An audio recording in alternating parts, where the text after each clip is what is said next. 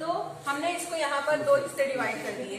तो यहाँ पर इसके दो हिस्से डिवाइड हो गए, ये वाला एक हिस्सा, ये वाला एक हिस्सा। तो इसको बोलेंगे हम, यहाँ पर देखो अभी ये एक शक्ल थी, ये एक शक्ल थी, उससे कितने हिस्से किए गए?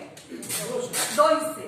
तो जो हम बोलते हैं नीचे, आपको मराठी पता नहीं क्या बोलते हैं, हम यहाँ पर इसको बोलते हैं नसबनुमा। छेद छेद क्या बोलते हैं इसको? छेद बोलते हैं। हम इसको बोलेंगे यहाँ पर नसबनुमा।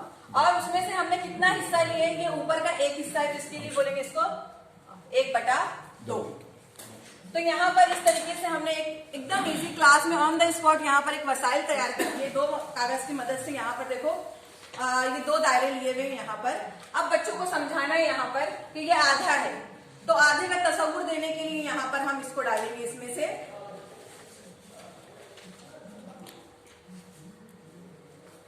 पहले यहाँ बताएंगे हम कि ये था पूरा। अब हमने बच्चे को दी आधी रोटी, तो यहाँ पर इसको यहाँ पर बताएंगे हम। देखो ये रंग किया हुआ हिस्सा यहाँ पर कितना है? ये आधा। ये जो वसाइल बना है ये हरकत करता हुआ वसाइल है। अब अगर बच्चे को बताने कि हमने इस बच्चे को 4 टुकड़ों में बांट दिए, इस रोटी को हमने क्या किए? 4 टुकड़ों में बांट दिए। तो 4 टुकड़ों में से हमने एक ही टुकड़ा किसी को दिए हुए हैं यहाँ पर। तो यहाँ पर हम इसको वापस से डालेंगे इसमें। और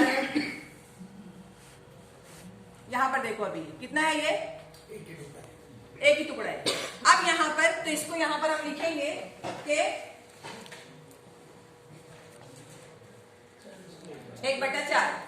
अब इसको अगर वापस से हमको इसको बताना है यहाँ पर, तो इसको यहाँ पर वापस से हम इसको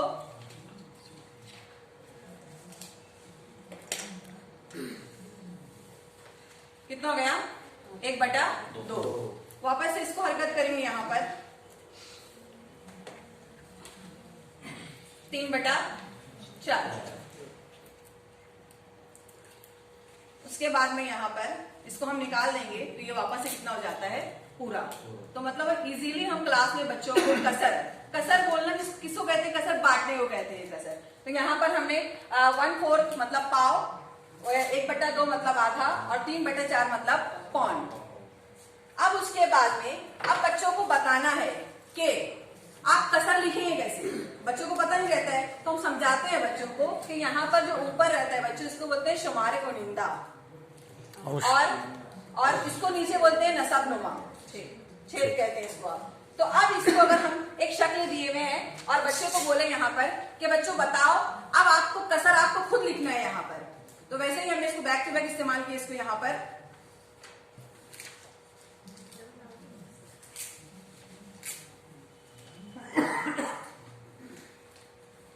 सबसे पहले बच्चों को बोलना है जो नीचे का हिस्सा है, ये दो लिखा हुआ है, शक्ल कितने हिस्से होते हैं। तो बच्चे पहले लिखेंगे यहाँ पर 2, और उसके बाद में कितने हिस्से में यहाँ पर रंग किया हुआ है, तो बच्चा लिखेंगे यहाँ पर 1/2। अब उसके बाद में हम थोड़ी मुश्किल सत्ता लेंगे उसकी। तो यहाँ पर एक शक्ल है, अब बताओ इसको किस तरीके से लिखेंगे। तो सबसे पहले बताना पड़ेगा बच्चे को कितने हिस्से किए गए शक्ल के, कितने हिस्से किए गए यहाँ पर? 1 2 3 4 5 6 7 और ये वाला 8। तो पहले बच्चा यहाँ पर लिखेगा 8। अब बोलो बच्चों कितने हिस्से में रंग किया हुआ है? 1 2 3 4। तो यहाँ पर ये बच्चा लिखेगा 4/8। तो वापस से फॉरवर्ड एट ए टाइम में हम इसको मूव करके और बोल सकते हैं यहाँ पर अब कितना हो गया? 5/8। अगर हम लेंगे कि बिना रंग किया हुआ, तो बच्चा बोलेंगे यहाँ पर कि 3/8। तो हम ऑन द स्पॉट बच्चों को कसर किस तरीके से लिखना है, और शक्ल पे हमको क्वेश्चन भी आता है पेपर में कि दी गई शक्ल में बताओ कितने हिस्से में रंग किया हुआ है, उसको कसर की सूरत में जाहिर करो, फ्रैक्शन में उसको लिखो, किस तरीके से लिखेंगे आप। तो हम इस तरीके से इस वसाइल के जरिए इजीली हम बच्चों को बता सकते हैं। अब बच्चों को ये भी आ चुका है कि पाव भी आ चुका है, आधा भी आ चुका है, पौन भी आ चुका है, बच्चों को कसर लिखना भी आ गई है। अब यहाँ पर हमारे पास में 2 कसर है, यहाँ पर 1/2 और 1/4। तो अब बच्चों को बताने में कौन सी कसर छोटी है, कौन सी कसर बड़ी है। तो हम उसकी एक मिसाल लेंगे यहाँ पर।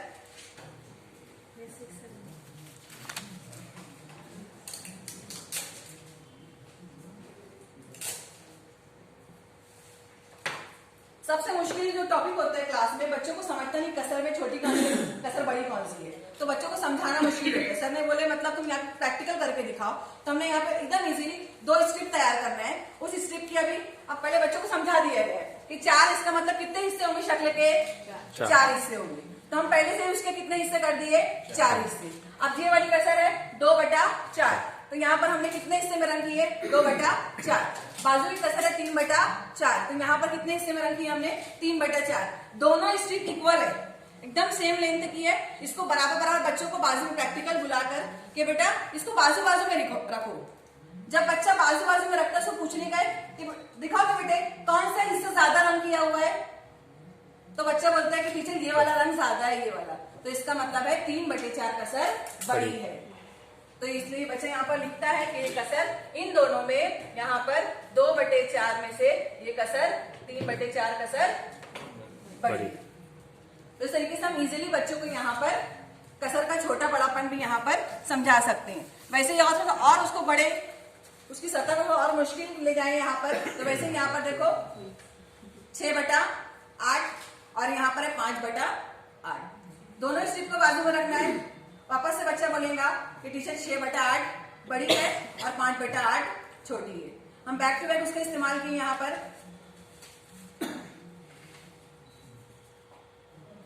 2/3, 1/3, दोनों में कौन सी कसर बड़ी है, 2/3 बड़ी है, 1/3 छोटी है। तो यहाँ पर हमको बच्चों को बताना है कि हम इस तरीके का इस्तेमाल कब तक कर सकते हैं, जब कसर का नसब नुमा, जो आपका छेद बोल रहा है मराठी में, जब दोनों का छेद इक्वल रहेगा तभी हम इस तरीके का इस्तेमाल क्लास में कर सकते हैं। 6/8 6/8 बड़ा है, 6/8 बड़ा है, हाँ 6/8 बड़ा है इससे 5/8 से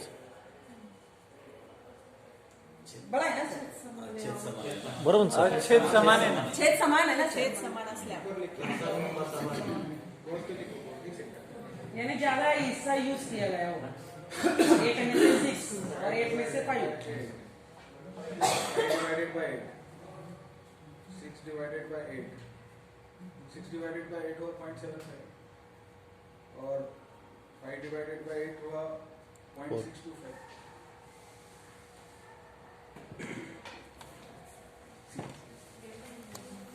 This is the confusion in fractions. We are saying 6/8 and 5/2, correct? Yes बाकी लेकर We are saying 6/8 बड़ा है, is greater.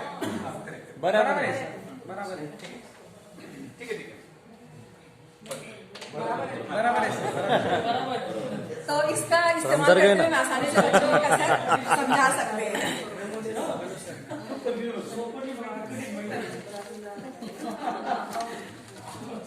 तो इस तरीके से हम ऑन द स्पॉट बच्चों को फ्रैक्शन समझाने के लिए क्लास में ही जो वसाइल हमारे पास अवेलेबल है फौरन उसका इस्तेमाल करते हुए हम पहले स्टार्टिंग फ्रैक्शन किसे कहते हैं फ्रैक्शन, उसके बाद में फ्रैक्शन का यूज करते हुए कसर कैसे लिखेंगे आप, फ्रैक्शन कैसे लिखेंगे, उसके बाद में क्वेश्चन जो आते हैं कि दी गई शक्ल में बताओ कितना हिस्सा रंग किया हुआ है, उसके हिसाब से कसर लिखो। जब आपको कसर भी समझ चुकी है तो बताओ कौन सी कसर छोटी है, कौन सी कसर बड़ी है। उसकी मिसाल यहाँ पर हम और ले सकते क्लास में, जो हमको क्लास में 5th स्टैंडर्ड में हमारा जो लेसन है कसर का, फ्रैक्शन का, उसमें हम एक मिसाल दी हुई है। मैडम कम ये 2 बच्चों को बताया गया है, 2 बच्चों को बाजू में खड़ा करो। अब आप देख सकते हो यहाँ पे दोनों की हाइट, तो कौन सी कसर बड़ी है, कौन किसका कद ज्यादा ऊंचा है, तो इसका मतलब ये कसर बड़ी है। जो हमारे को 5th स्टैंडर्ड में लेसन है हमारा कसर का, उसमें ये एग्जांपल वहां पर दी हुई है, उसका इस्तेमाल करते हैं हम बहुत सारे वसाइल भी इस्तेमाल कर सकते हैं और क्लास में फ्रैक्शन को पढ़ा सकते हैं।